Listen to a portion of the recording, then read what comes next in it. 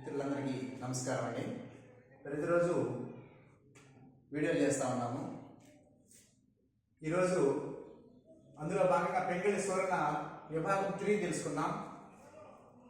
1, 2 అయిపోయినాయి. ఇది 3వ భాగం. రేపు 4వ భాగం కూడా ఉంటుంది. ఇలాగ ప్రతిరోజు ఒక్కొక్క కవి గురించి అందులో కొన్ని విభాగాలు వస్తూ ఉంటాయి.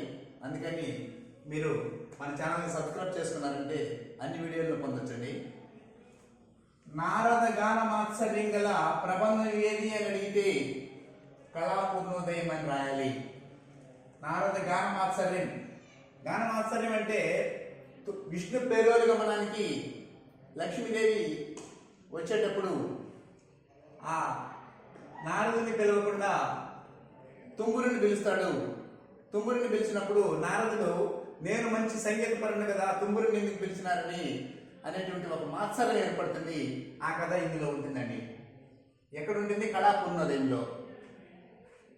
సరే, గానం అనేటువంటిది కూడా ఒక కళ కాబట్టి నారద గానం అనేటువంటిది ఇక్కడ కళ కాబట్టి ఇక్కడ కూడా కళాపూర్ణోదయంలో కళ ఉంది కాబట్టి పండు గుర్తుగా మీరు గుర్తుపెట్టుకోండి.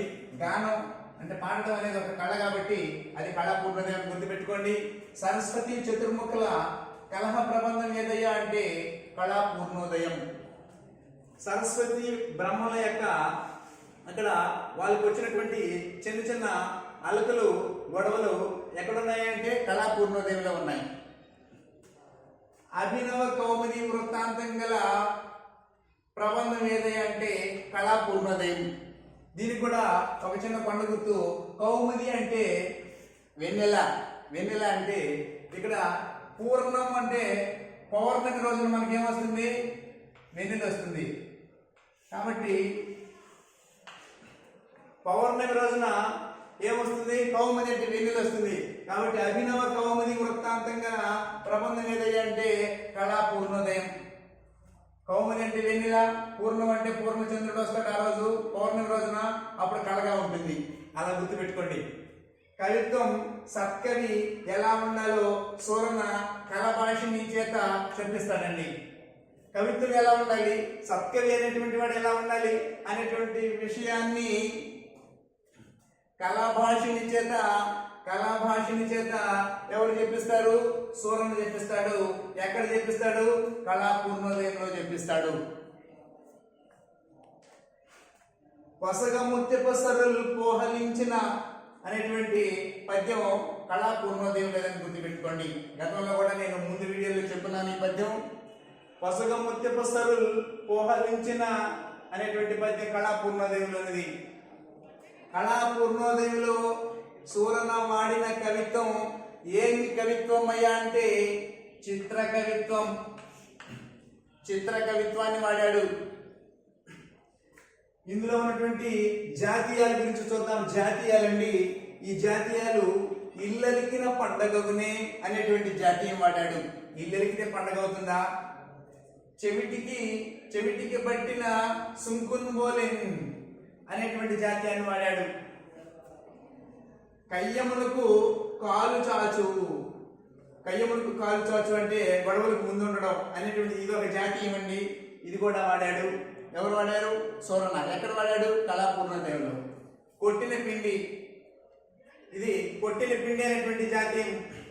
బాగా అతనికి చేతనైనటువంటి పని అనేటువంటి సందర్భంలో ఈ కొట్టిన పిండి అనేటువంటి జాతీయాన్ని ఉపయోగిస్తారు.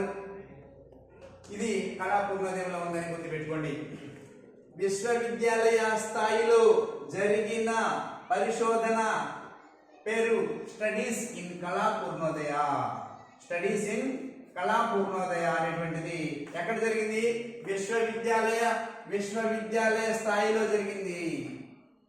అయితే స్టడీస్ ఇన్ కళాపూర్ణోదయ ఆ గ్రంథం ఎవరు రచించారు అంటే జీవి కృష్ణారావు.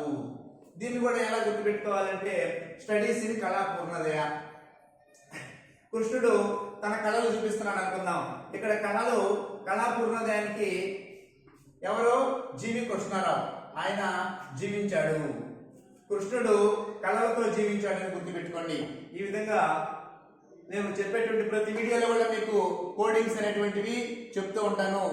ఎలా చదవాలో కాదు, ఎలా చదివిందని ఎలా గుర్తుపెట్టుకోవాలో కూడా చెప్తాను. కాబట్టి మీరు జాగ్రత్తగా పూర్తి వీడియోలు చూడాలి. అందరూ కూడా సబ్స్క్రైబ్ చేసుకొని మీరు ప్రతి వీడియోను కూడా చూడొచ్చు అనమాట. కట్టమంచి రామలింగారెడ్డి అభిమాన కవి ఎవరయ్యా అంటే పెంగళి సూరన్న. గుర్తుపెట్టుకోండి, చాలా ఇంపార్టెంట్ ఇది. కట్టమంచి రామలింగారెడ్డి గారి అభిమాన కవి పెంగళి సూరన్న. సూరన్న కళాపూర్ణోదయంలో వాడినటువంటి పదాలు గుణపం, గడ్డపార. కళాపూర్ణోదయం ఆధునిక నవల అన్నది ఎవరయ్యా అంటే వాడపల్లి చక్రపాణి. వాడపల్లి చక్రపాణి ఆధునిక నవల అన్నాడు. ఏమన్నాడు? చాలా ఇంపార్టెంట్ ఇది. ఆధునికమైనటువంటి ఒక నవల, ఈనాటి నవలతో సమానంగా ఉన్నదయ్యా కళాపూర్ణోదయం అని చెప్పినాడు. ఎందుకని చెప్పినాడు? 3 జన్మలకి 3 లోకాలకి ముడిపెట్టి రాసినటువంటి ఒక కల్పితమైనటువంటి ప్రబంధ కథ, అద్భుతమైనటువంటి కథ. కాబట్టి దీన్ని ఒక ఆధునిక నవల అని అన్నది వాడపల్లి చక్రపాణి గారు.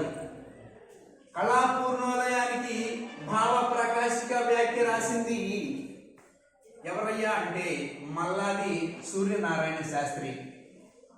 కళాపూర్ణోదయానికి భావ ప్రకాశిక అనేటువంటి వ్యాఖ్య రాసింది మల్లాది సూర్యనారాయణ శాస్త్రి. ఇది ఎలా గుర్తుపెట్టుకోవాలో కూడా తెలియజేస్తాను. ఇక్కడ ప్రకాశిక అని ఉంది, ఇక్కడ సూర్యుడు ఉన్నాడు. సూర్యుని వల్ల మనకి ప్రకాశం వస్తుంది. కాబట్టి భావ ప్రకాశిక అనేటువంటిది ఎవరు రచించారంటే మల్లాది సూర్యనారాయణ. ఇంకా ఒక రకంగా గుర్తుపెట్టుకోవాలంటే నా పేరు మాల్యాద్రి, ఇక్కడ ఇది భావ ప్రకాశిక రాసింది మల్లాది సూర్యనారాయణ. కళాపూర్ణోదయం ఆంధ్రమున అద్వితీయ గ్రంథం అని అన్నది, తనంతయ్యది కొత్త రకం అని అన్నది సిఆర్ రెడ్డి. సిఆర్ రెడ్డి ఇక్కడ చూడండి ఏమన్నాడు? కొత్త రకము. కొత్త రకం అంటే అక్కడ సిఆర్ రెడ్డి అని గుర్తుపెట్టుకోండి. అంటే సిఆర్ రెడ్డి అంటే కట్టమంచి రామలింగారెడ్డి. కట్టమంచి రామలింగారెడ్డి ఏమన్నాడు?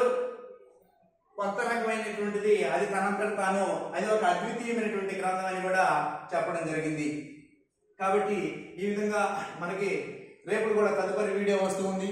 అందరూ కూడా పూర్తి వీడియో చూసి సబ్స్క్రైబ్ చేయమని కోరుకుంటున్నాను. ధన్యవాదాలు.